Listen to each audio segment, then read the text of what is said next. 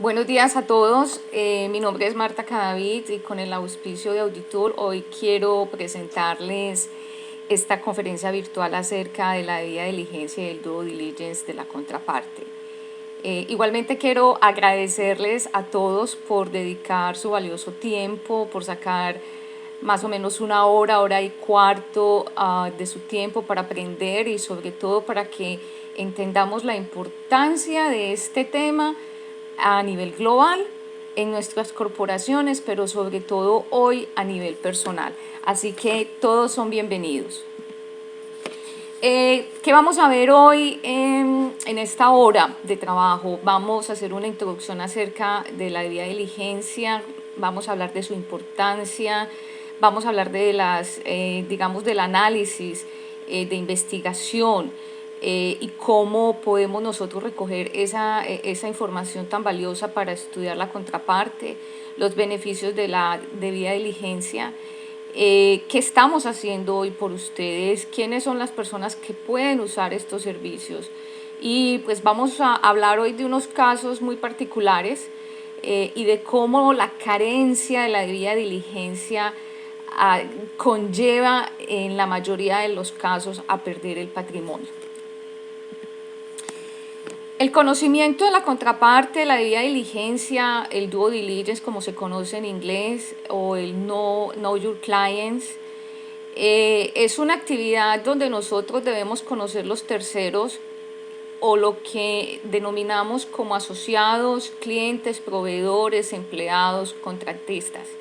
El conocimiento de esa información es fundamental para generar relaciones comerciales basadas en la confianza, en la transparencia, lo cual disminuye los riesgos corporativos. Actualmente las compañías deben monitorear más o menos, pues, pienso que más de 100 leyes antiterrorismo y lavado de dinero, incluida pues la ley Patriota acá en Estados Unidos y la tercera directiva de las Naciones Unidas, de la Unión Europea. Y obviamente los lineamientos del GAFI para prevenir que el dinero producto de las actividades ilegales se incorporen a la organización. Muchas de las personas que trabajamos en este tema sabemos que a nivel corporativo ya hay muchos sujetos obligados, que en unos minutos lo vamos a ver, lo vamos a repasar, que están obligados a estudiar la contraparte para determinar el riesgo de negociación con esta contraparte. Quiero hacer una anotación. En mucha literatura a nivel global se conoce el Know Your Client, que sería el conocimiento del cliente, o el conocimiento o Know Your Customer. Hay que tener claro que no es solamente el cliente. Yo por eso hago la anotación y lo llamaremos en esta conferencia contraparte, porque es cualquier persona que tenga relaciones con nosotros. Vuelvo y repito, los socios y accionistas, nuevos asociados, por ejemplo, en un joint venture, en una unión temporal, los empleados, cualquier tipo de contratista, los proveedores.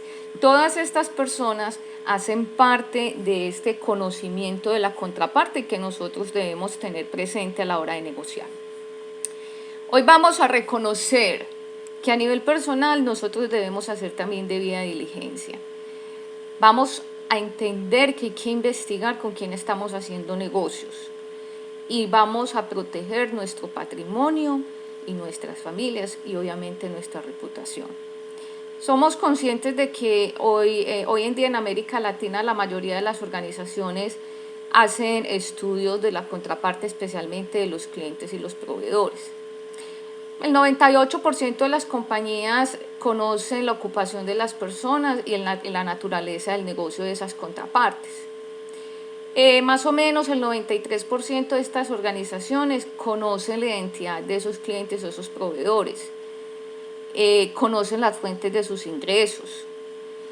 Más o menos el 78% de esos clientes tienen un propósito de tener una cuenta con las entidades. Y el 50% de las corporaciones en Latinoamérica conoce las referencias bancarias y los reportes crediticios de los clientes y los proveedores. Es decir, a nivel latinoamericano nosotros estamos creciendo la cobertura acerca del conocimiento de la contraparte, pero aún así nos toca profundizar más. Es por eso que hoy vamos a entender que la debida diligencia de la contraparte no es solo para las corporaciones, sino también para las pymes, porque resulta que las pymes son el motor de la economía. Si bien es cierto, las corporaciones grandes mueven mucho más dinero, las pymes son las que mueven, digamos, los índices de contratación laboral, por ejemplo. Así que esta conferencia, más que para las corporaciones grandes, hoy vamos a hablar mucho de las pymes y de los pequeños y medianos comerciantes. ¿Cuál es la importancia que tiene la debida diligencia? Es que más que una obligación es un sistema de protección. La debida diligencia nace, digamos, primero en el sector financiero, para poder conocer con quiénes estaban haciendo negocios, quiénes eran las personas que estaban abriendo las cuentas y depositando los dineros en estos bancos, pero a la vez también haciendo préstamos, porque recordemos que las actividades ilícitas van en doble vía. Entonces, sabemos que existe una regulación global, están las convenciones de la ONU, los lineamientos del GAFI o del FAT, que hay unos organismos multilaterales que vienen trabajando muy fuerte en el tema, como es la Unión Europea, el Banco Mundial, el Fondo Monetario Internacional, la OCDE, el Banco Interamericano de Desarrollo, el Grupo Egmont, pero son muchos más los grupos que hoy en día hablan acerca de la industria criminal y cómo todos los sectores de la economía, sin excepción, deben involucrarse en esta lucha. Y ahí incluimos las pymes y los pequeños y medianos comerciantes. También tenemos que tener presente las listas de control. Más o menos, siempre hemos pensado que las listas de control es la lista Clinton y de pronto la de la Unión Europea, pero existen más de 100 listas de control en el mundo en las que nos toca revisar permanentemente si estos personajes que pertenecen a la industria criminal están siendo incluidos en estas listas, porque es un riesgo tener negocios con ellos. También tenemos que conocer el tema de los PEPs. A nivel mundial le decimos personas políticamente expuestas, pero especialmente para el caso colombiano, nosotros como PEPs también incluimos a las personas públicamente expuestas. Eso incluye, por ejemplo, los deportistas de alto rendimiento, las personas que trabajan en el jet set como actrices, modelos, reinas de belleza, estas personas que todos los días tienen una activa participación en los medios de comunicación. En otros países, por ejemplo en Estados Unidos, las personas públicamente expuestas no se incluyen solamente los políticos, los militares en ciertos rangos y sus familiares y asociados hasta ciertos rangos de consanguinidad y de afinidad. Pero igual, tener una negociación con una persona políticamente expuesta o públicamente expuesta también conlleva unos riesgos, y es por el tema de corrupción. Es por eso que cuando nosotros hablamos de debida diligencia, para los PEPs se debe hacer una debida diligencia ampliada. Y otro tema muy importante acerca de la importancia de la debida diligencia es porque es un mecanismo de protección y de prevención contra la criminalidad. La industria criminal está buscando todos los días cómo involucrarse más en los negocios legales, cómo mimetizarse, cómo camuflar las operaciones ilícitas, y lo hacen por distintos sectores de la economía. Por eso hoy en día la normatividad acerca de la protección y prevención de los delitos económicos va a ser cada día más estrecha, cada día más personas van a estar obligadas a tener unos sistemas de prevención. Así que para la lucha contra el crimen organizado, la debida diligencia es uno de los mejores sistemas de protección a nivel corporativo y a nivel personal. Vamos a recordar un poquito acerca de los delitos económicos, porque siempre hemos hablado en el marco del lavado de activos y el financiamiento al terrorismo, pero recordemos que el lavado de activos es más como una consecuencia donde todos estos dineros ilegales que provienen de las actividades criminales necesitan ser lavados, necesitan ser limpiados o aclarados dentro de una economía legal. Alrededor del mundo conocemos más o menos 56 actividades ilegales que cada país regula a través de su código penal y de su constitución, pero traigamos hoy a colación los que más conocemos, que es, por ejemplo, el uso indebido de la información confidencial y privilegiada o manipulación de mercado. Tenemos el terrorismo y el financiamiento al terrorismo, el tráfico de seres humanos y el tráfico ilícito de inmigrantes, la explotación sexual, incluyendo la explotación sexual de niños, el secuestro, privación ilegítima de la libertad y la toma de rehenes, el tráfico ilegal de estupefacientes y sustancias psicotrópicas, el tráfico ilegal de armas, tráfico de mercancías robadas y otros bienes, la extorsión, la corrupción y el soborno, fraude, robo, hurto, falsificación de dinero, falsificación y piratería de productos, contrabando, delitos ambientales y minería ilegal, el homicidio o lesiones corporales graves con motivos económicos y la evasión y elusión fiscal.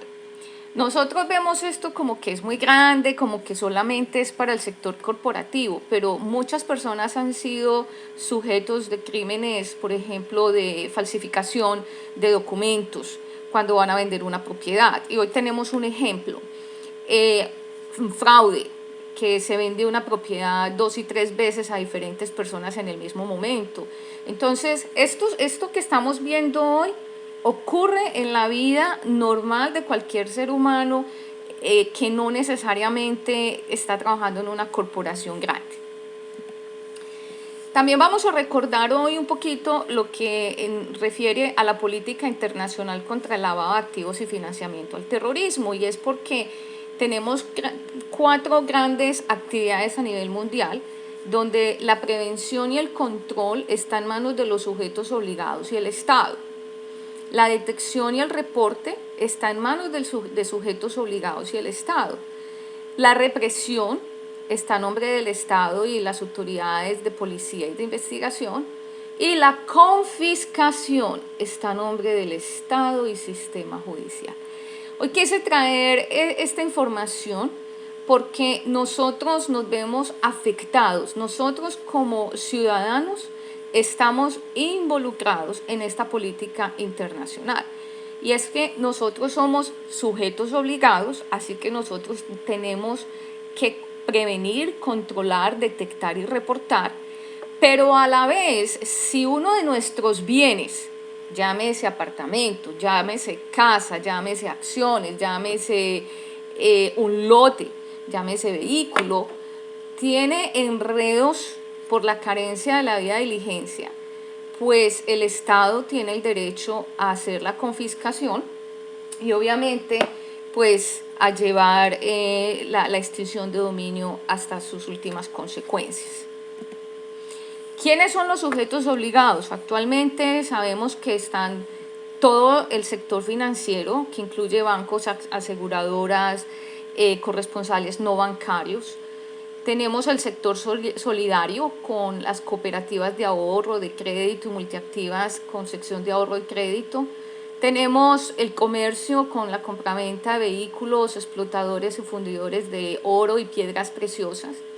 Tenemos los agentes inmobiliarios, los constructores y las personas que todo el día trabajan con propiedad raíz. Son sujetos obligados. Hago énfasis en este tema porque tengo un ejemplo en el que muchos de estos sujetos obligados tenían que hacer la debida diligencia de la contraparte y no lo hicieron y las consecuencias fueron nefastas. Tenemos también como sujetos obligados el sector de carga y transporte. Tenemos todas las empresas que tengan relación con comercio internacional, sean importadores, sean exportadores, sean los depósitos públicos y privados, las agencias de aduana, los transportadores internacionales, todo el sector de loterías y juegos, así que casinos y empresas de juegos de suerte y azar, y las loterías, tenemos otro grupo en el que están las notarías, las cámaras de comercio, los clubes de deportistas, empresas de mensajería, las empresas sin ánimo de lucro. En el ejemplo que traigo tenemos el caso de una fundación donde se vio, digamos, que su reputación un poco opacada por la carencia de la debida diligencia.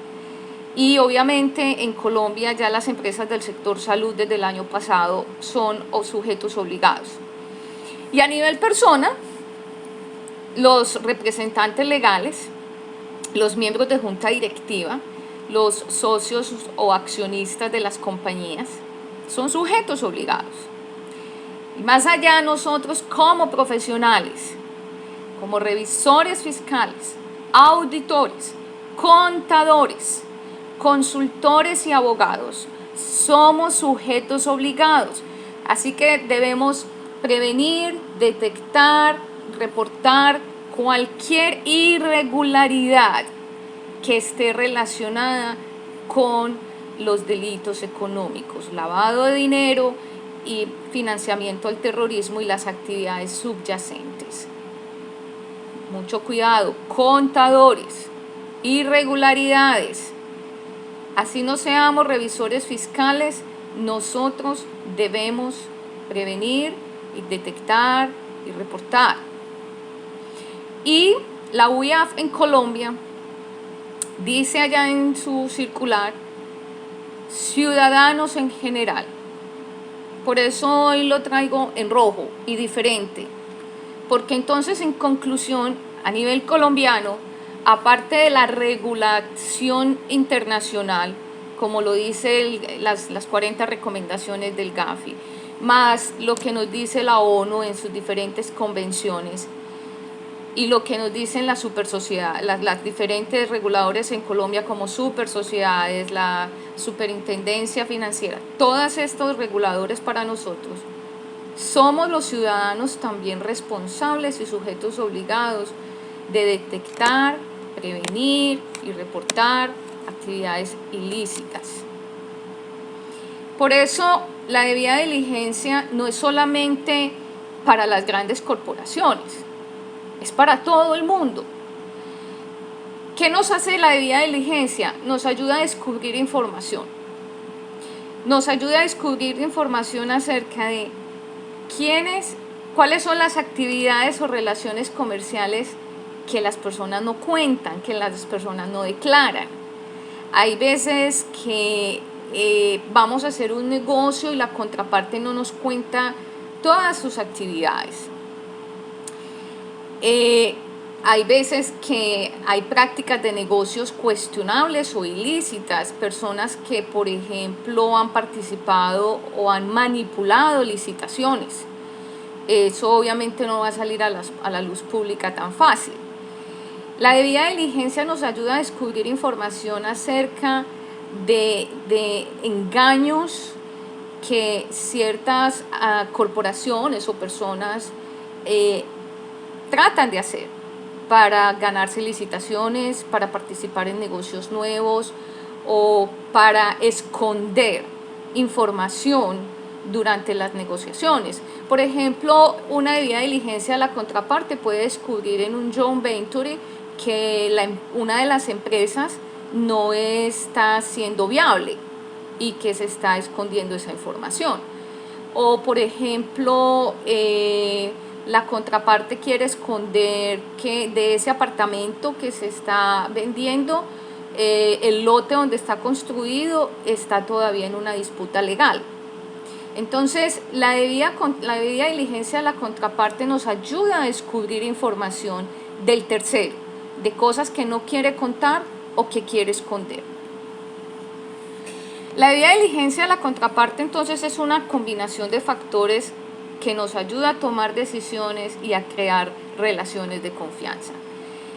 ¿Qué queremos? Negocios limpios, relaciones con negocios limpios que nos ayuden a tener sostenibilidad empresarial, a crear estrategias de mercado, a visualizar otros nichos de mercado, otro grupo de clientes, otro tipo de proveedores, otros países con quienes negociar, a tener transparencia contractual, que hoy en día es tan escasa.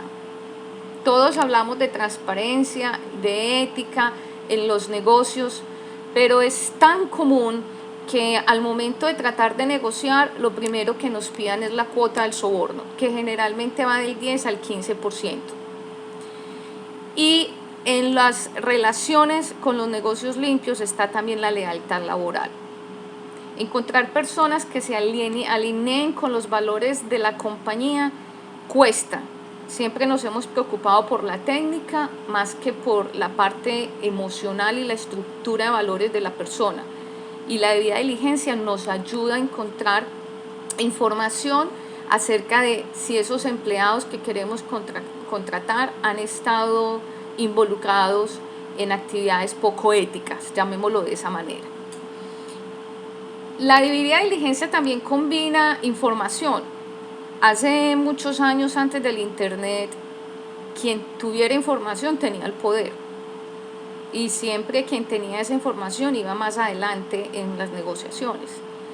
Resulta que hoy en día, quien administre la información y quien sepa usar la información es quien tiene el poder. Hay tanta información y hay tantas fuentes de información que consultarlas todas sería totalmente ineficiente y atemporal. Entonces, lo que se necesita en una debida diligencia es un proceso de información que le agregue valor a la compañía o a la persona que está haciendo el negocio, donde haya un acceso a la información, donde haya una cobertura corporativa, pero también individual. Y el otro factor que nosotros combinamos es el análisis. Encontramos información, pero ¿qué vamos a hacer con ella? Si nos dicen que hay una persona que tuvo un problema, por ejemplo, en la Fiscalía Nacional de Colombia, ¿eso es bueno o eso es malo? No, eso significa que tenemos que investigar más. Y en ese análisis nosotros tenemos que hacer la evaluación del riesgo. Y nosotros tenemos 4 factores de riesgos en el tema de lavado de activos y financiamiento al terrorismo. Uno son la contraparte, que es de lo que estamos hablando hoy, la jurisdicción, dónde está ubicada esa contraparte, dónde se va a hacer el negocio, dónde vamos a implementar la nueva estructura comercial, el canal, cómo lo vamos a hacer, cómo lo vamos a distribuir y el producto o servicio. Así que cuando nosotros combinamos relaciones, información y análisis, estamos haciendo una debida diligencia para simplemente crear relaciones de confianza y tomar decisiones correctas. ¿Qué hacemos con la investigación y el análisis? Como yo les decía, es el poder de tener la información. Cuando hablamos de investigación y análisis, es un proceso que está enfocado a determinar las posibles consecuencias e impactos que tiene una negociación. Esos impactos pueden ser negativos, pueden ser impactos reales, pueden ser potenciales problemas, a los que cualquier persona se va a ver enfrentados si toma una decisión en cuanto a un negocio. Tomar una decisión de comprar un carro nuevo o usado trae ciertos impactos en la vida de las personas. Comprar un nuevo apartamento, cambiarse de ciudad y vivir en otro lugar tiene unos impactos en la vida de las personas. Pero cuando nosotros traemos, por ejemplo, nuevos asociados, nosotros tenemos que saber cuáles son los impactos de ese nuevo socio en nuestra organización. ¿Quién es? ¿Será que en el futuro ese nuevo socio va a ser un problema o al contrario le va a agregar valor a la compañía que yo estoy hoy formando? ¿Qué utilizamos? Utilizamos inteligencia, que son las fuentes de información a nivel global. Nosotros en esta vía de diligencia trabajamos con objetividad y precisión. La debida diligencia lo que ayuda con esta inteligencia es a recolectar esa información de todas las posibles fuentes donde este tercero puede estar involucrado. Hay una convergencia global en la debida diligencia, porque nosotros con la debida diligencia tenemos que trabajar de la mano con una regulación global de diferentes agencias gubernamentales, de organismos de control y órganos sancionatorios a nivel global. Un ejemplo es la lista OFAC. Ese es, por ejemplo, el claro efecto de una convergencia global. Así estemos en Colombia, en Perú, en Costa Rica, en Argentina, nosotros tenemos que estar consultando la lista OFAC. ¿Qué impacto tiene? Pues sabemos muy bien que tener relaciones comerciales con una persona que está en la lista OFAC está prohibido, que se necesita un permiso para hacerlo. Entonces, hay que tener cuidado si nosotros estamos haciendo negocios con alguien y no consultamos siquiera este tipo de listas, nos vemos abocados a perder el activo o el dinero que estamos invirtiendo. Y dentro de la debida diligencia está también el tema de la administración, donde todos los días la información se está actualizando en contextos locales e internacionales y en diferentes idiomas. Lo que, por ejemplo, Carlos Pérez, un ejemplo, o Pepe Pérez, como lo llamo yo en mis ejemplos, aparece hoy en una lista en cualquier país europeo, pero no está en Colombia. Entonces, el mero hecho de que esté en Europa y no esté en Colombia, yo puedo negociar. Es un riesgo que usted toma, pero ya hay un evento a nivel internacional que está afectando a esa persona. Entonces, no es solamente chequear hoy y si está bien, pues ya muere el tema. Hay que tener presente que los temas de debida diligencia son totalmente dinámicos. Todos los días a las listas globales se están adhiriendo nuevas sanciones, nuevos sancionados, nuevas noticias negativas, nuevas personas que se ven involucradas en actividades ilícitas o actividades antiéticas.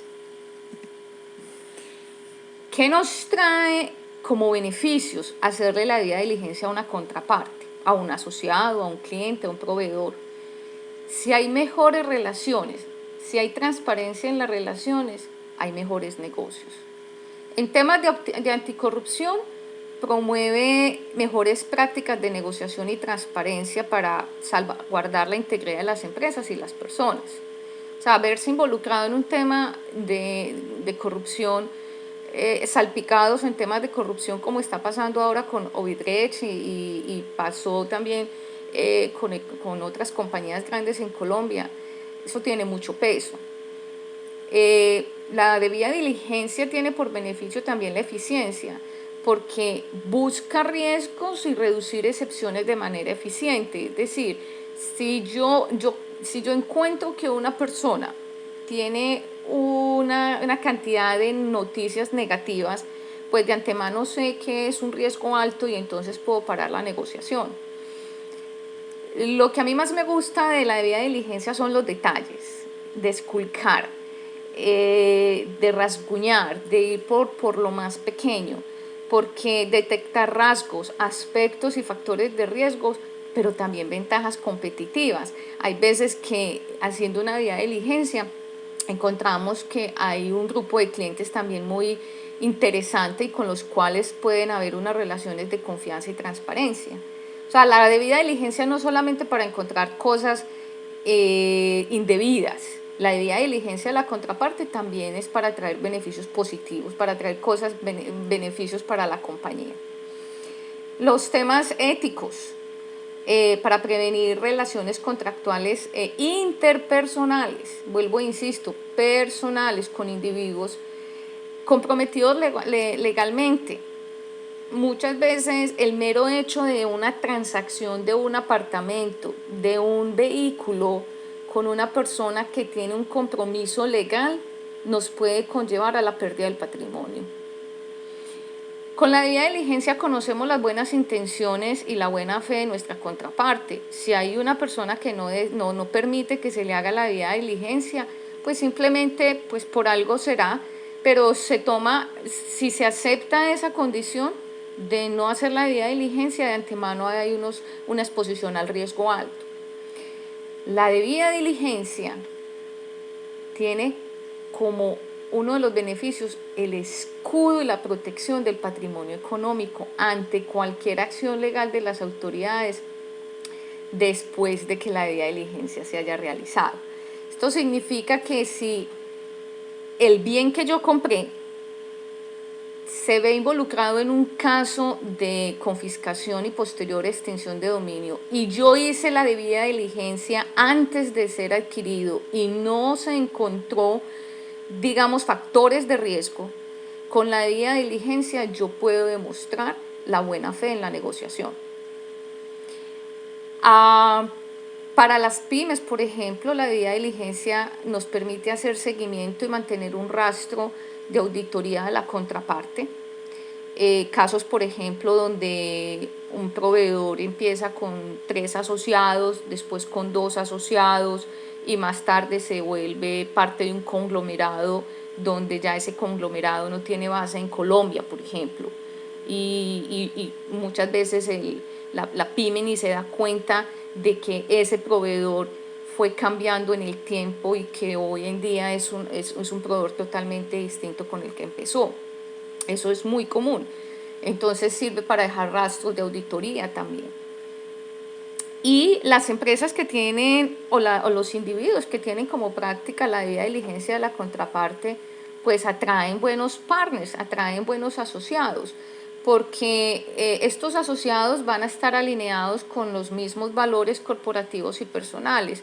Una de las cosas que, digamos que de las consecuencias que no se alcanzan a detectar a primera vista con la contraparte, con la debida diligencia, es que cuando una empresa grande hace la debida diligencia, a la persona que se la está haciendo, en muchas ocasiones esa persona también replica la debida diligencia entre sus asociados. Entonces se va creando una cadena de valor para que todos se cuiden. O sea, no se transfiere el riesgo, sino que al contrario, si yo voy a trabajar con una compañía como consultora, a mí me hacen la debida diligencia como contraparte, pero igual yo se la puedo hacer a otros proveedores o a otros clientes, porque seamos honestos, como profesionales a nosotros nos interesa trabajar para gente honesta. Entonces se va escalando la debida diligencia como un agente que agrega valor a las relaciones contractuales y personales. Entonces, ¿será que la debida diligencia la podemos aplicar a nivel personal? Claro que sí. Yo soy una convencida de que se puede y ese es el objetivo que tengo en esta conferencia virtual para ustedes. Olvidémonos de que la debida diligencia solamente es para las grandes corporaciones. No, es para todos nosotros. Y lo más importante es que está al alcance de nosotros, que lo podemos hacer. Tenemos soluciones a su medida. O sea, no pensemos que si yo no tengo 5,000 clientes no lo puedo hacer. No, hagámoslo para los clientes más importantes. Es una compañía con 50 clientes. Tomemos esos 50 clientes y hagamos la debida diligencia de esa contraparte y detectemos cuáles son los clientes que realmente merece la compañía para crecer. O sea, la debida diligencia se puede crear una debida diligencia de la contraparte para cualquier tipo de negocio. ¿Cómo lo hacemos? A través de la tecnología. O sea, necesitamos herramientas tecnológicas para hacerlo, porque la debida diligencia busca información en múltiples recursos, así que hacerlo uno por uno sería imposible, físicamente imposible. Y también se utilizan técnicas de investigación y procedimientos forenses, porque hay que escudriñar. Así como me dice mi partner Julián Ríos, hay que esculcar mucho, porque posiblemente no encontramos un detalle en Colombia, pero lo encontramos en un país totalmente diferente donde nunca nos imaginamos, en un recurso, en un blog donde nunca pensamos que iba a haber información acerca de ese tercero. Entonces, la debida diligencia nos ayudamos con la tecnología, con herramientas que nos permitan buscar todos esos recursos, pero también necesitamos tener un conocimiento técnico acerca de investigación, de cómo organizamos esos recursos para poder entregar a la persona un informe en el que le expliquemos qué fue lo que se encontró. Nosotros utilizamos para la debida diligencia una herramienta de talla mundial, pero que está aplicada para cualquier tipo de negocio local. O sea, así como lo podemos hacer con una corporación, con un banco, o lo podemos hacer con una entidad grande, nosotros se lo podemos hacer a la pyme o a la persona que en este momento quiera incursionar en el mundo de los negocios. Contamos con una herramienta donde cada que consultamos va a más de 9.000 sitios web a buscar en agencias gubernamentales, en organismos de control y órganos sancionatorios acerca de las personas o compañías que estamos buscando, que estamos investigando. Tenemos una base de datos de más o menos 1.300.000 personas, PEPs, personas que también tienen que también con sus relaciones y sus familiares.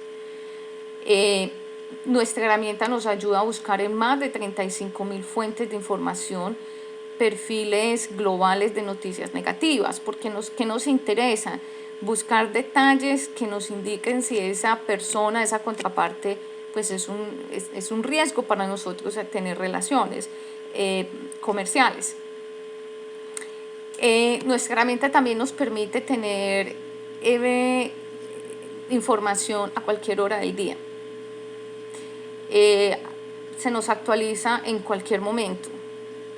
Eso ayuda a que nosotros, por ejemplo, la última noticia que pasó ayer con un extraditado, pues ya la tenemos hoy en nuestra base de datos. Entonces, todo el tiempo la debida diligencia es dinámica y cambia. Si para hoy la persona no era un riesgo, mañana quién sabe. Y nuestra herramienta también nos ayuda a buscar en más de 1.000 listas de ejecuciones y documentos judiciales a nivel global. Entonces ahí está si la persona ha estado encarcelada, si la persona fue extraditada, si por ejemplo la persona pertenece a una banda criminal, o sea, todas las posibles situaciones que puede ocurrir con una relación comercial. Y nos acompañamos de técnicas de investigación para hacer la debida diligencia. Usamos procedimientos forenses donde nosotros recolectamos la mayoría de la información, todo lo que podemos encontrar, y hacemos un análisis técnico de esa información, de que sirve, de que es un falso positivo, de que puede servir y que realmente lo llamamos nosotros, entre comillas, basura. Entonces ya con estas técnicas de investigación, recogiendo esta información y utilizando la herramienta que les comentaba anteriormente, nosotros podemos tener un informe para decirle a usted, sí, encontramos información de esta persona, esto es lo que le entregamos, y usted ya toma su decisión acerca de esa debida diligencia. Usted ya decide tomar el riesgo, porque el apetito al riesgo es individual, es algo que no se comparte. Si hay una persona que decide, sí, yo compro el apartamento con ese problema, hay otra persona que decide, dice, no, yo no voy a arriesgar mi patrimonio. Pero lo más importante es que tomando una decisión con base en información, con información en la mano, sea que no se compre o sea que sí se adquiera el bien. Como yo les contaba desde el principio, Siempre hemos hablado de la debida diligencia de la contraparte para el sector financiero, ahora para el sector salud, para los dealers o los concesionarios de vehículos. Siempre hemos hablado que para las notarías, las cámaras de comercio, pero ¿dónde están las pymes y los pequeños comerciantes, incluidos los individuos, para hacer la debida diligencia? Es que la debida diligencia no es discriminativa, la debida diligencia debe ser incluyente. La debida diligencia debe ser para todos los usuarios. Las pequeñas y medianas empresas pueden hacer debida diligencia a sus contrapartes. Los pequeños y medianos comerciantes, personas naturales, rentistas de capital, personas que, por ejemplo, yo tuve un caso en el que una señora había heredado de su esposo fallecido 2, 3 bodegas, y ella a mí me decía, yo cómo hago para averiguar si a quién le voy a arrendar la empresa es una empresa bien, cómo hago para averiguar si quien me quiere arrendar mis bodegas es una persona que no tiene enredos jurídicos, y entonces a dónde iba. Siempre pues había que ir a buscar una firma grande que le ayudara con unos costos realmente exagerados, cuando posiblemente existen en el mercado otras herramientas. Por eso insisto, la debida diligencia no es para las grandes corporaciones, no es exclusivo para las grandes corporaciones. El caso de esta señora a mí me parecía muy llamativo, porque ella estaba interesada en conocer a quién le rentaba sus activos, más que en recibir el dinero. Y a nivel individual, como seres humanos, nosotros tenemos ciertos proyectos personales en los que vamos a tener relaciones contractuales, y muchas veces no sabemos quién es el otro, con quién estamos negociando. Así que la debida diligencia en este caso nos sirve. Nosotros somos usuarios de esa debida diligencia, nosotros podemos acudir a un servicio de debida diligencia de contraparte para nuestros proyectos personales. No es un servicio discriminativo, es al contrario, es incluyente. Casos de uso.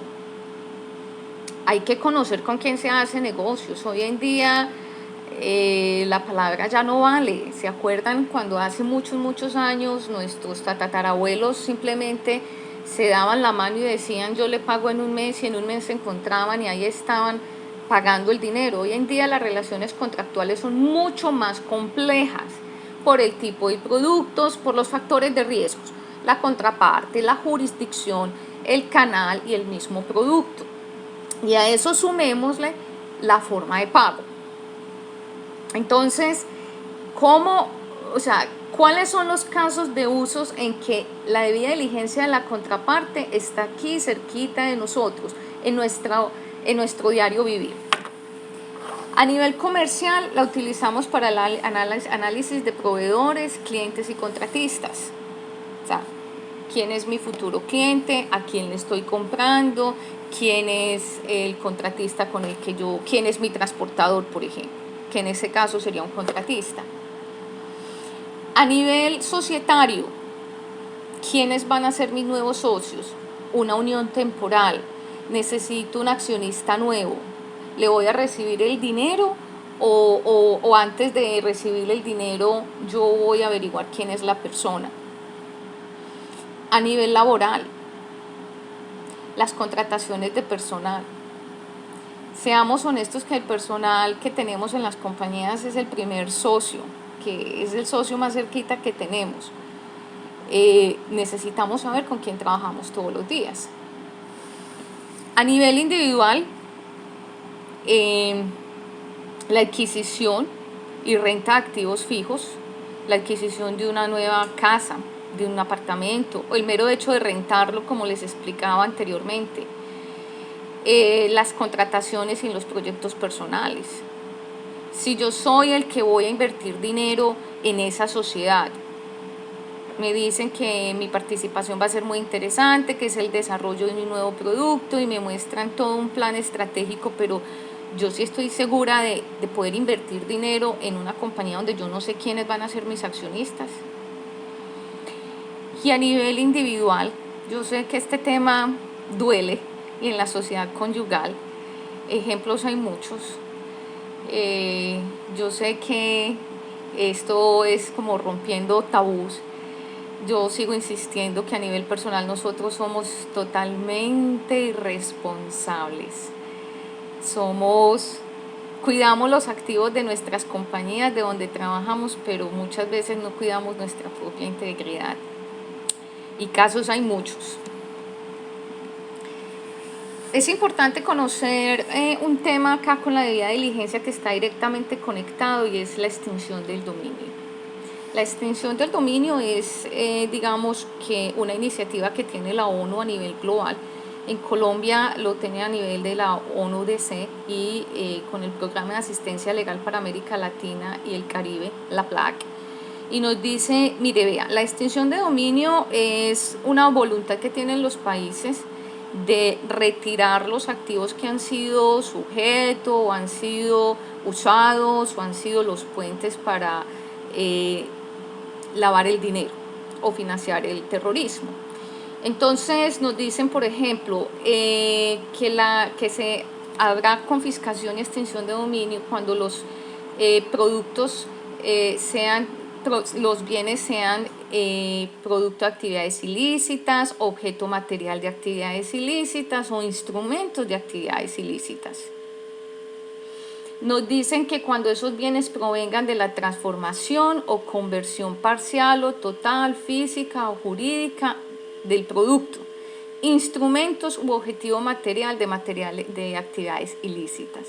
Mira la complejidad, y se nos va a volver un poco más complejo en la siguiente parte. Cuando los bienes constituyan incremento patrimonial no justificado, cuando existan elementos que permitan considerar razonablemente que provienen de actividades ilícitas, cuando esos bienes constituyan ingresos, rentas, frutos, ganancias y otros beneficios derivados de los anteriores bienes. Y nos dicen cuando esos bienes sean lícitos, pero utilizados para ocultar bienes de ilícita procedencia. Cuando esos bienes sean de origen lícito y mezclados con bienes de ilícita procedencia. Cuando los bienes sean de origen lícito, cuyo valor sea equivalente a cualquiera de los bienes descritos en los numerales anteriores. Cuando no sea posible su localización, identificación, incautación, embargo preventivo y aprehensión material. O cuando esos bienes sean de origen lícito y cuyo valor sea equivalente a cualquiera de los bienes descritos en los numerales anteriores, cuando se acredite el derecho de un tercero de buena fe sobre el mismo bien. Nos están diciendo acá en la extinción de dominio que es para grandes corporaciones. No, nos están hablando de bienes. Y esos bienes son los bienes que cada uno podemos tener en este momento: nuestro vehículo, nuestra casa, nuestro apartamento, inversiones en compañías, lotes. El proceso de extinción de dominio está dirigido hacia los bienes, no hacia las personas. Así que puede ser la persona que sea, y hay un problema, por ejemplo, el caso que tenemos hoy en día de la corrupción con la compañía brasilera, Odebrecht. Obviamente, los bienes de las personas que están involucradas en este proceso de corrupción y de pago de coimas, obviamente van a pagar con sus bienes. Entonces, mire la delicadeza de la debida diligencia de la contraparte. Si yo hoy compro un bien y no sé quiénes fueron los socios anteriores, y de esos socios anteriores hay alguien que tiene un problema legal, y posterior a que yo compre el activo, a esa persona le hacen un seguimiento, todos esos bienes que vienen derivados de esas actividades ilícitas harán parte de ese proceso de confiscación y extinción de dominio. No importa que esté a mi nombre, no importa. Yo tendría que demostrar que al momento de yo haber comprado ese bien, yo hice la debida diligencia y hasta ese momento no había problema con uno de los dueños anteriores del bien. Casos. Aquí ya tengo una pregunta, pero se las voy a responder ahorita al final. Ay, vea, les voy a traer aquí un caso que parece de película, pero vamos a determinar todos los problemas que habían ahí. La buena fe no exceptúa. En el 2012, el señor Camilo Torres Martínez, conocido como alias Fritanga o Mentira, se estaba casando en Isla Múcura, en Cartagena. El señor es narcotraficante y es paramilitar y también tenía por allá un caso, había estado en la cárcel por un caso de fraude procesal, por la obtención de documento falso y falsedad de documento. Él nació en un guía Chocó, acá en Colombia. Está en la lista Clinton desde el 2010. Y el señor se dio por muerto el 2 de diciembre del 2010, de acuerdo a su registro civil de defunción. Él pagó para que un médico extendiera su certificado de defunción y pues fue registrado en la notaría. El señor pues tiene relaciones altamente peligrosas, o sea, ellos se mueven en la industria criminal. Está el señor John Freddy Manco, alias el Indio, Juan Felipe Sierra, quien era una persona pues, que se movía en los negocios acá en Colombia, en Medellín específicamente. Daniel Rendón Herrera, Guillermo León Valencia y Fabio Valencia Cosio, pues que sobra decir quiénes son, pero que también siendo políticos ellos se vieron involucrados en negocios oscuros. El señor se casó, la fiesta duró creo que una semana, iba a durar una semana. La fiesta fue en Punta Faro, en Isla Múcura, en el Golfo de Morrosquillo. Participaron, se habían contratado más o menos, dicen que de 11 a 12 orquestas colombianas, pues música. Pagaron más o menos 350 millones de pesos por el alojamiento de los invitados. La fiesta se calculó en más o menos 2.500 millones de pesos y ellos no aceptaron regalos. Ellos decidieron que la gente debería hacer una donación. Hasta ahí cualquiera puede casar como quiera. Las relaciones comerciales. ¿Qué sucedió? El señor Edwin Farú Barrucos fue el representante que buscó los músicos.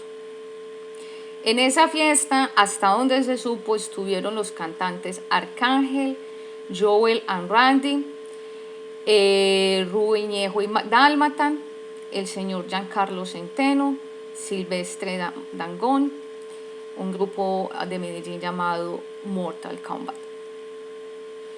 Si ustedes buscan en muchas partes el dúo Joel y Randy, aparece diciendo que ellos no sabían que esa fiesta era para este narcotraficante. Y se defienden y tienen toda la razón, es que ellos no sabían.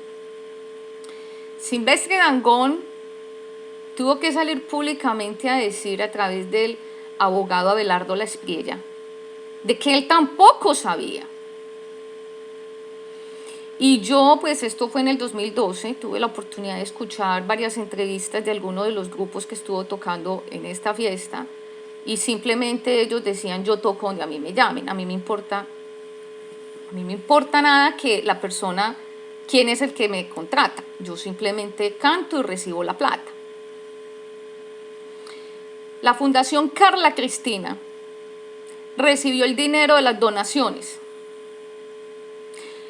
Ellos dicen, o la directora dice, que a ella le dijeron que un matrimonio se iba a celebrar y que el dinero de los regalos iba a ser para ella, y ella aceptó.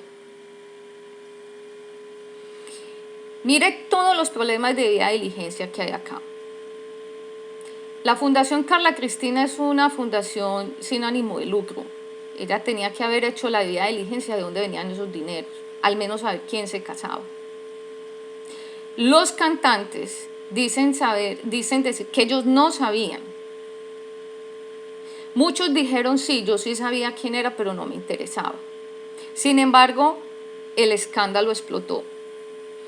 La frase célebre que yo traigo hoy a colación dice: No se le puede pedir a un particular que asuma funciones propias del Estado. Los artistas no tienen la posibilidad de verificar antecedentes de quienes los contratan.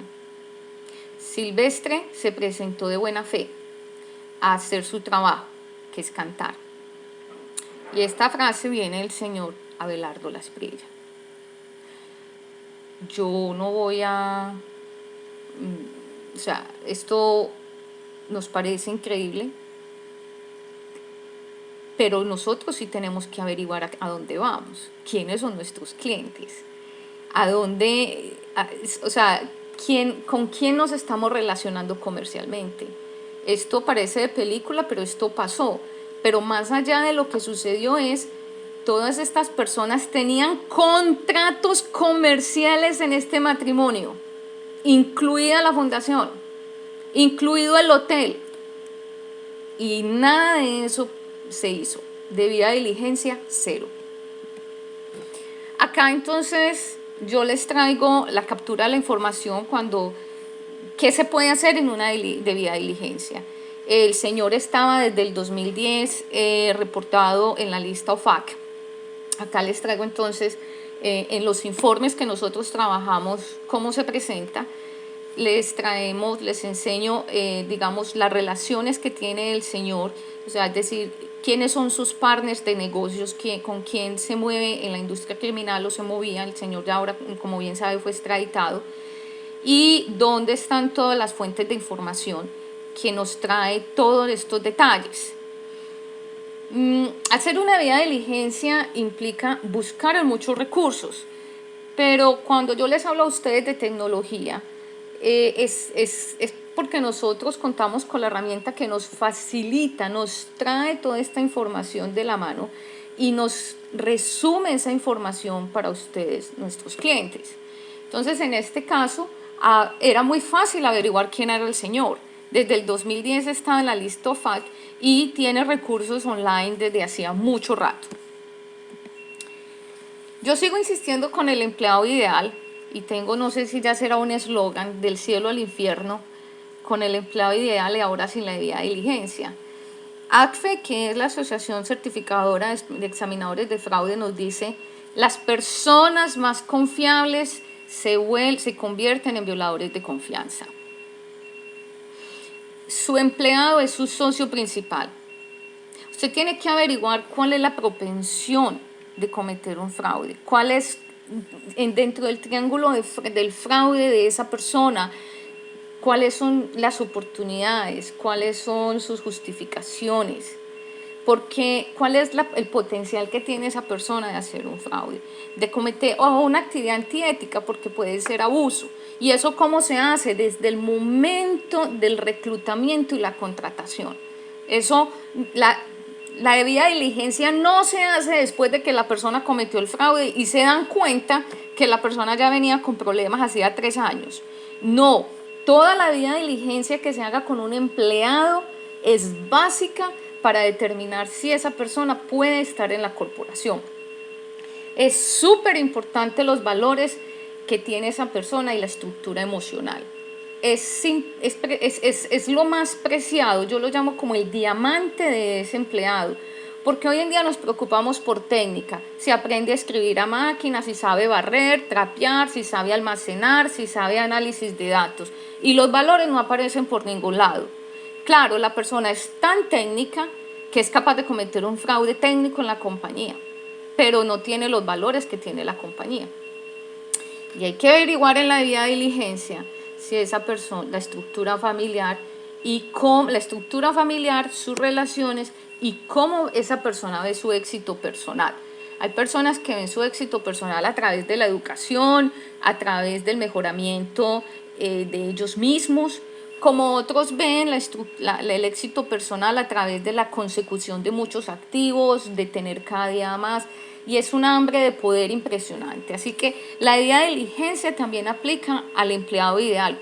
¿Qué es lo que usted está buscando?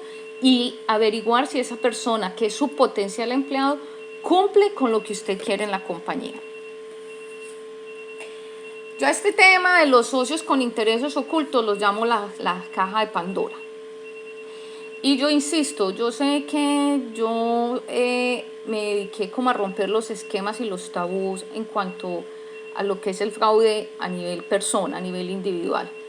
Y es porque muchas veces nosotros queremos ser empresarios y queremos invertir o nos piden que invertamos en una compañía o aceptamos dinero de personas que quieren invertir en lo que nosotros hacemos y nos emocionamos porque es nuestro amigo, porque fue alguien que conocimos hace mucho tiempo y se perdió de nuestro mapa y volvió a aparecer.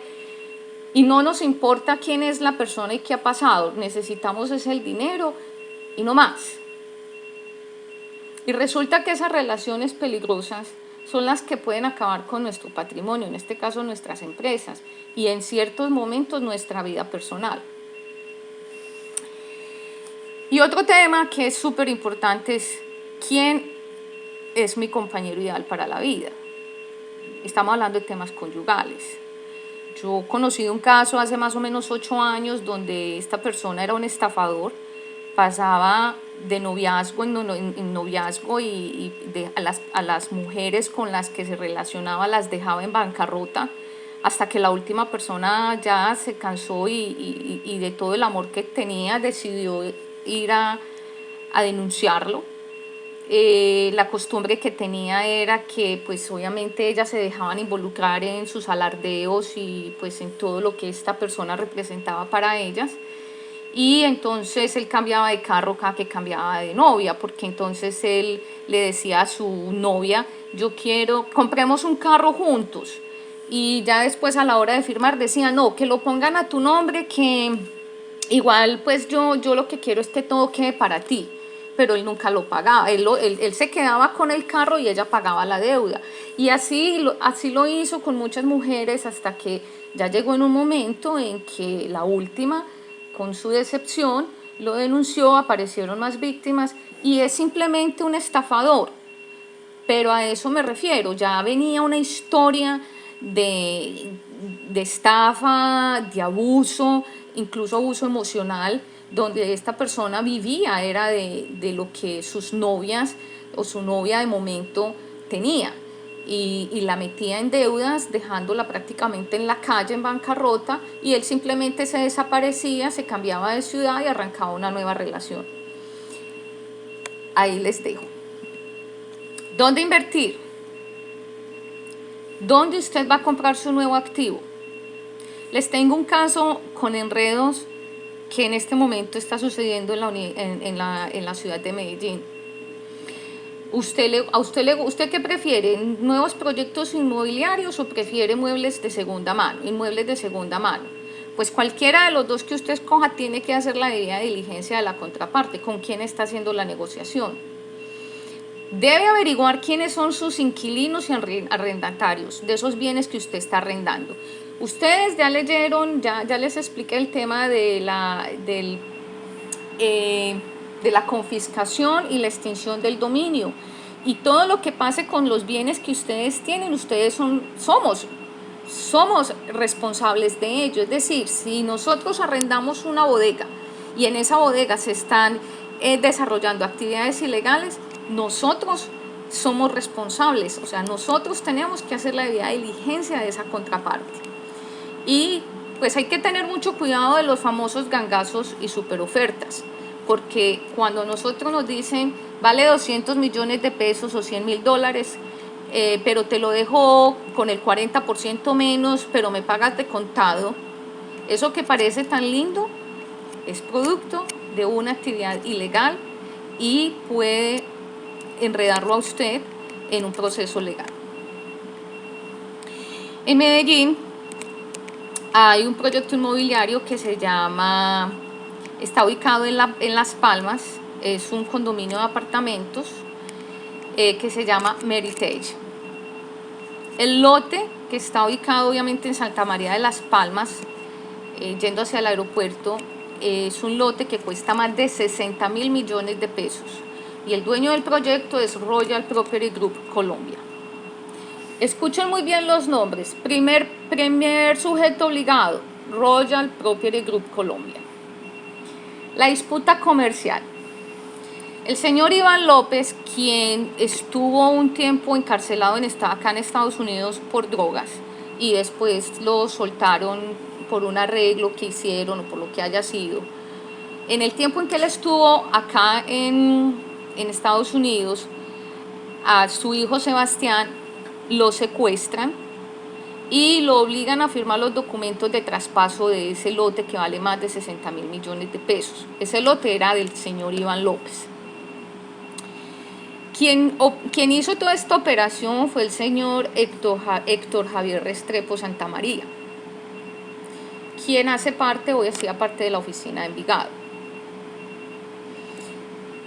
Ese lote donde se está construyendo este proyecto inmobiliario también pasó a manos de la señora Tatiana Gil Muñoz, quien es modelo.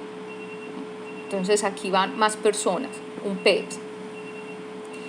Y cuando ese bien se lo vendieron al proyecto inmobiliario, ese bien ya estaba a nombre del señor José Ignacio Cardona Rodríguez, quien vendió ese lote con documentos falsos, y todo fue legalizado en una notaría de Itagüí.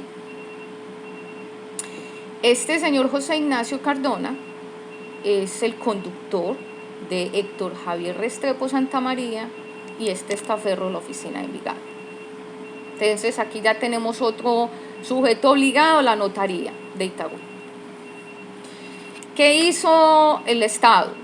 En acción conjunta la tomó la DIJÍN, la Dirección de Extinción de Dominio de la Fiscalía y obviamente la Superintendencia de Notariado, porque ese documento pasó de varias manos con documentos falsos.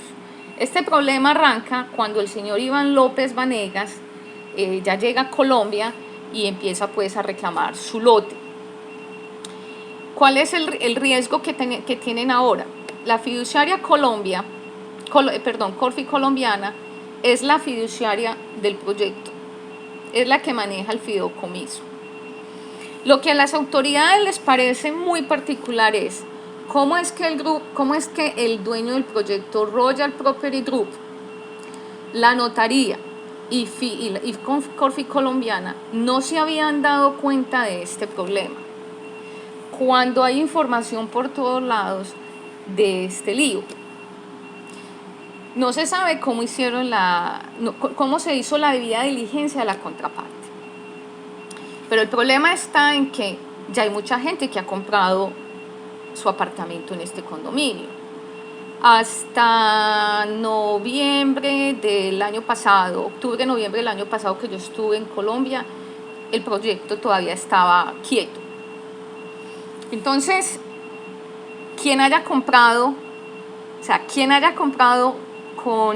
en este proyecto inmobiliario sabe que hay un riesgo grande, porque ya hay una disputa comercial de personas que están asociadas a la industria criminal, que hay un fraude procesal, que hay involucrado una notaría y que el fideicomiso en este momento puede ser también confiscado.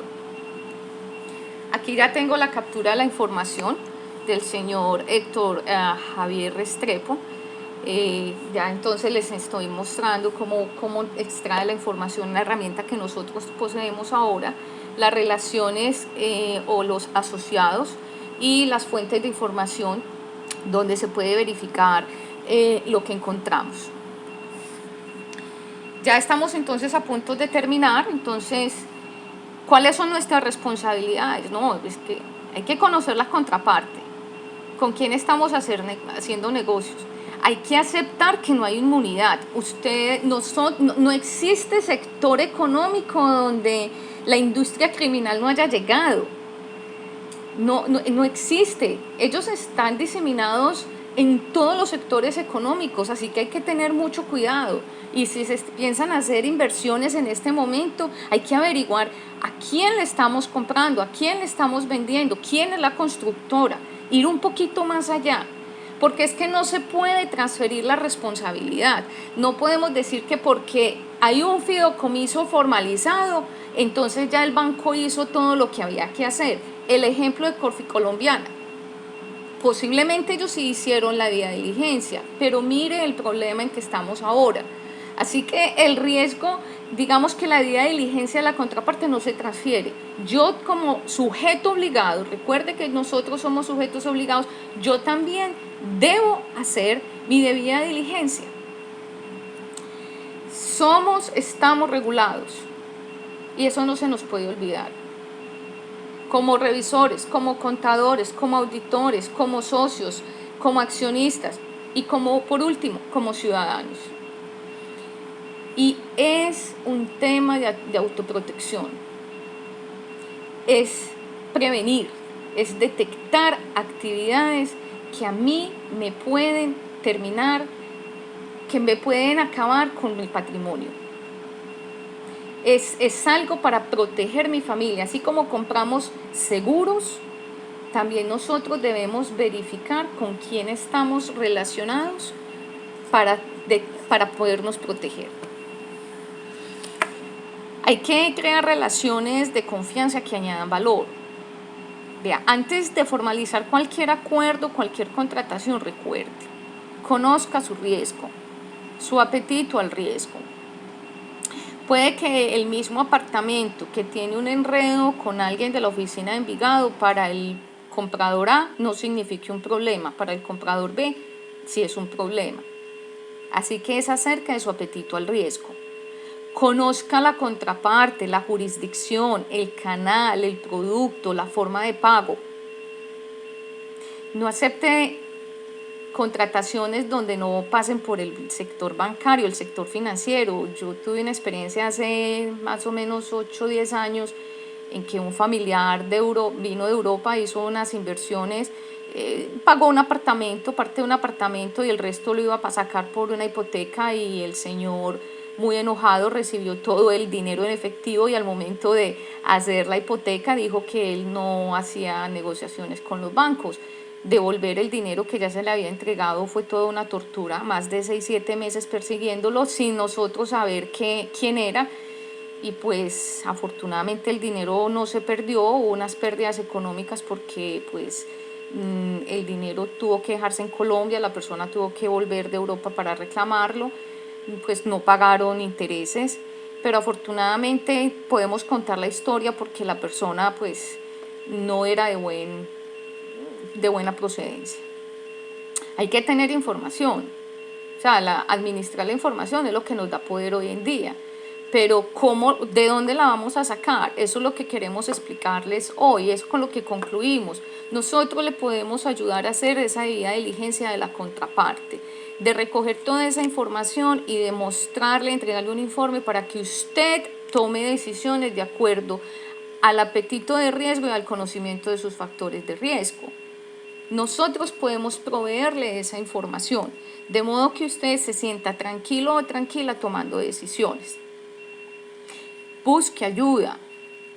Muchas veces pensamos que todo lo sabemos, pero el punto de vista de otra persona nos ayuda a ver otra situación.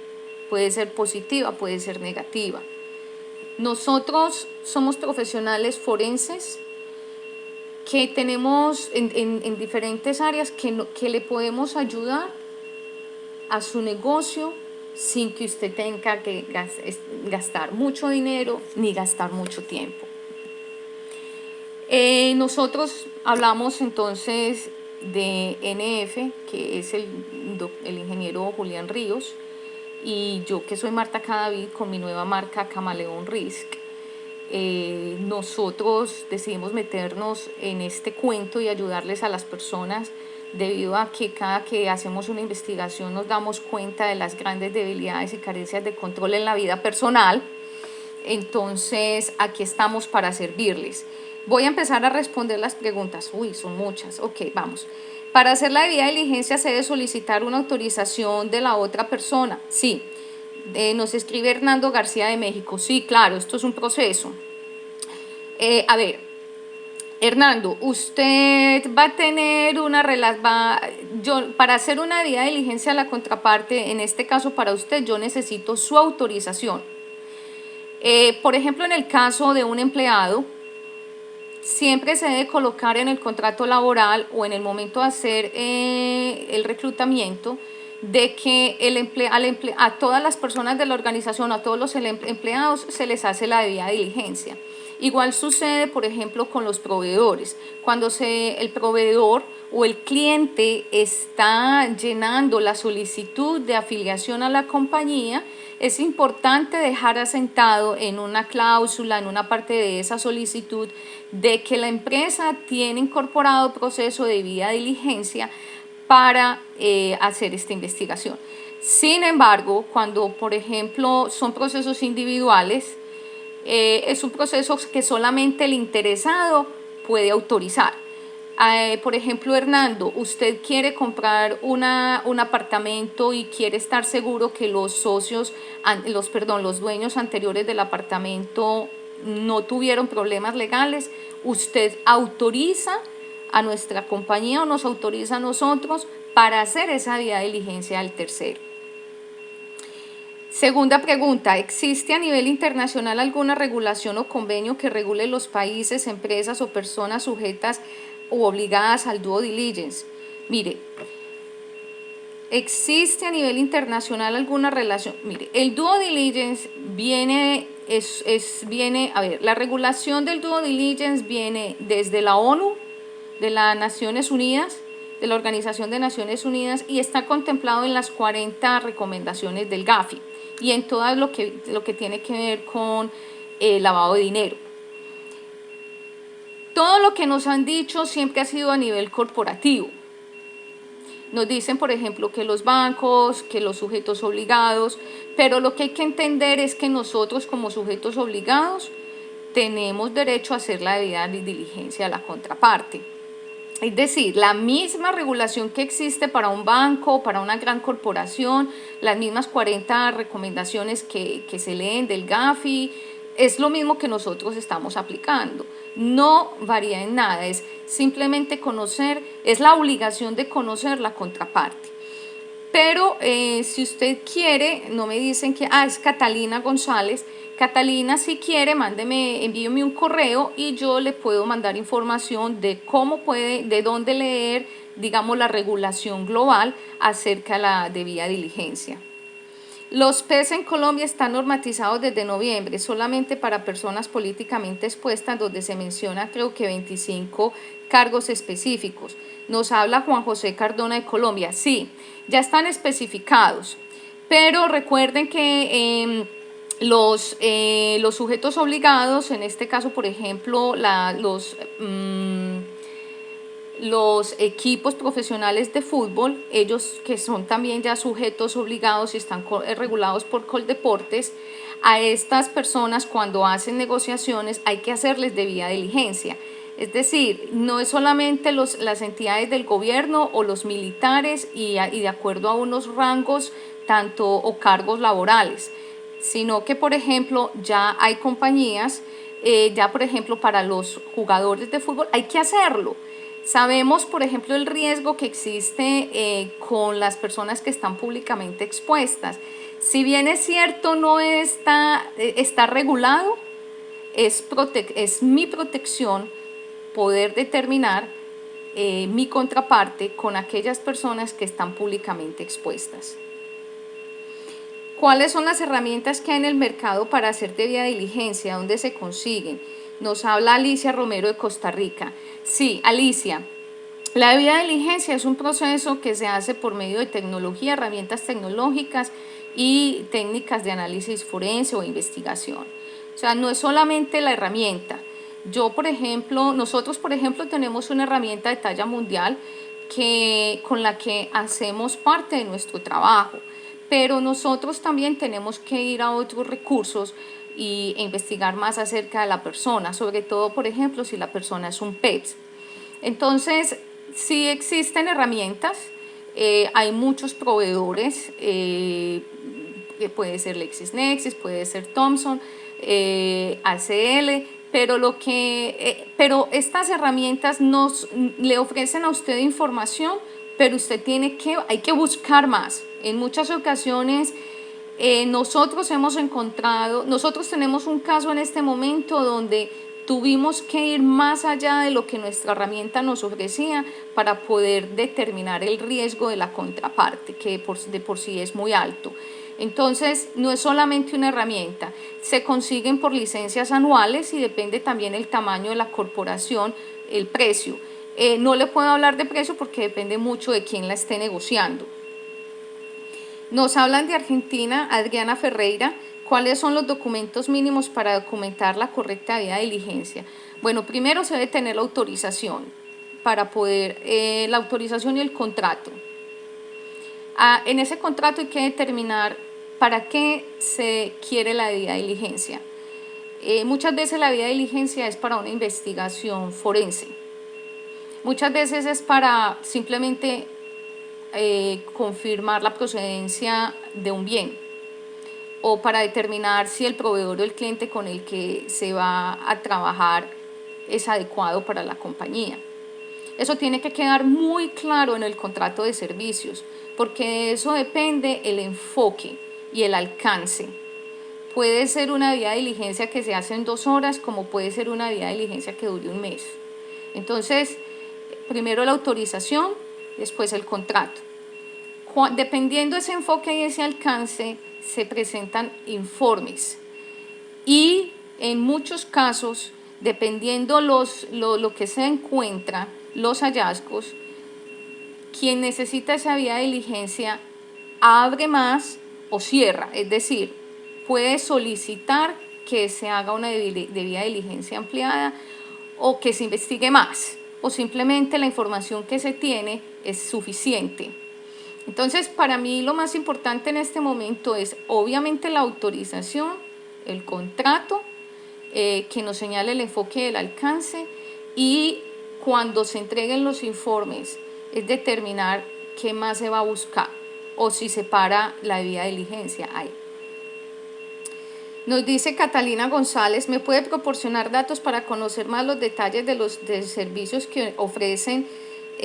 Sí, Catalina, si usted desea, nos puede mandar un correo, la información está aquí, y yo le puedo proporcionar nuestro brochure. Vladimir Martínez, el CEO de Auditool, va a estar mandándoles esta información. Y nosotros tenemos el tema de ciberseguridad, seguridad de la información, tenemos el tema de investigaciones forense, auditorías especializadas, que muchas veces son auditorías que están como entre el medio de la auditoría tradicional y se mira con perspectiva de una auditoría forense, y ya el tema de debida diligencia de la contraparte especialmente. Tengo acá una pregunta. Buenos días, me disculpa, pero es que no leo bien. El momento de adquirir un cliente de auditoría aspecto. Buenos días. Al momento de adquirir un cliente de auditoría, ¿qué aspectos importantes se debe tomar en cuenta para su aceptación en auditoría financiera? Nos escribe Omar Mencías. ¿Qué aspectos se debe tomar aspectos de un cliente? Mire, lo primero que nosotros buscamos es que el cliente no tenga, digamos coloquialmente, enredos legales. Que el cliente hasta el momento no esté, por ejemplo, en ninguna lista sancionatoria, que el cliente no tenga problemas legales en el país donde usted se encuentre.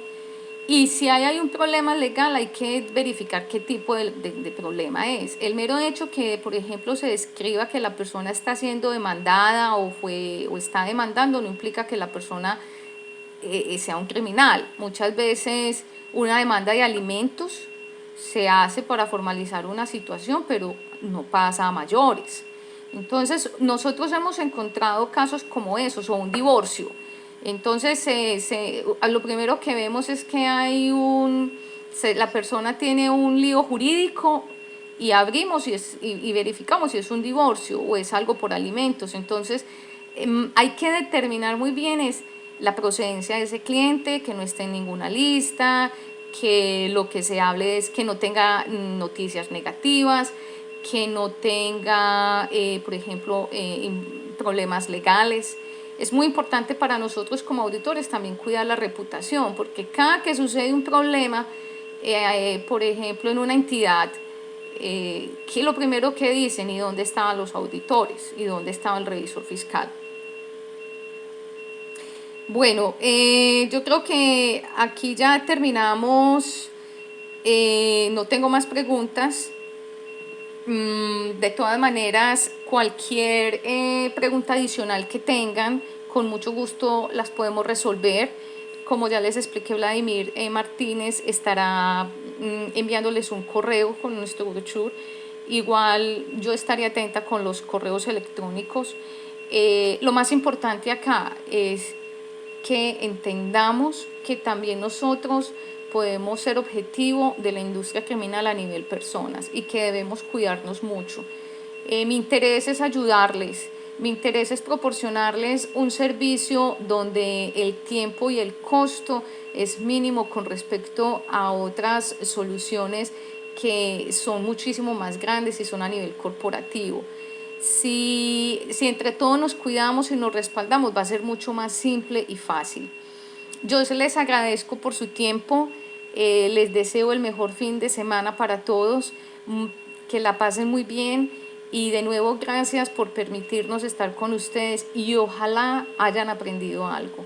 Cualquier duda, bienvenidas y gracias. Bendiciones. Hasta pronto.